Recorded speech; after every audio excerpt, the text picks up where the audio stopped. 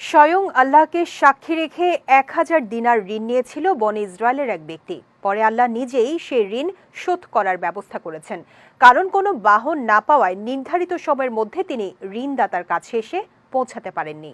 বিস্তারিত থাকছে ডেস্ক রিপোর্টে।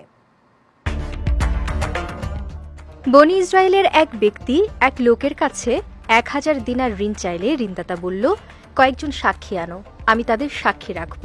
সে বলল, সাক্ষী হিসেবে আল্লাহই যথেষ্ট। তখন ঋণদাতা বলল, তাহলে একজন জামিনদার উপস্থিত করো। সে বলল, জামিনদার হিসেবে আল্লাহই যথেষ্ট। ঋণদাতা বলল, তুমি সত্য বলেছ। এরপর তাকে 1000 দিনার দিয়ে দিল। তারপর ঋণগ্রহীতা একদিন সমুদ্রে সফর করল। সে তার কাজ শেষ করে সে যানবাহন খুঁজতে লাগলো, যাতে নির্ধারিত সময়ের মধ্যে ঋণদাতার কাছে এসে পৌঁছাতে পারে। কিন্তু সে কোনো বাহন পেল না। তখন সে এক টুকরো কাঠ নিয়ে তা ছিদ্র করে ঋণদাতার নামে একটি চিঠি এবং 1000 দিনার তার মধ্যে রেখে ছিদ্র বন্ধ করে সমুদ্র তীরে এসে বলল, হে আল্লাহ, আমি অমুকের কাছে ঋণ নেয়ার সময় বলেছিলাম, সাক্ষী এবং জামিনদার হিসেবে আপনিই যথেষ্ট। এতে সে রাজি হয়।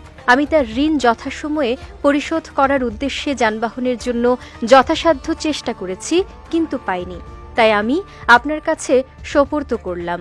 এই বলে সে কাঠের টুকরোটি সমুদ্রে ছুঁড়ে মারল। এদিকে ঋণ গ্রহীতা নৌযানে করে তার মালামাল নিয়ে ফিরে আসে কিনা সে আশায় ঋণদাতা সমুদ্র তীরে গেল। সেখানে তার চোখ কাঠের একটি টুকরার উপর পড়ল, যার ভেতরে ছিল দিনার।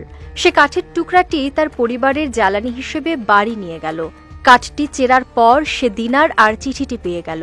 কিছুদিন পর ঋণগ্রহীতা 1000 দিনার নিয়ে এসে হাজির হয়ে বলল, আল্লাহর কসম, আমি আমার দিনার যথাসময়ে পৌঁছে দেওয়ার জন্য যানবাহনের খোঁজে ছিলাম, কিন্তু আমি এই যে এখন নৌযানে করে এলাম, তার আগে আর কোনো নৌযান পাইনি। ঋণদাতা বলল, তুমি কি আমার কাছে কিছু পাঠিয়েছিলে? ঋণগ্রহীতা বলল, আমি তো তোমাকে বললামই যে এর আগে আর কোনো নৌযান পাইনি।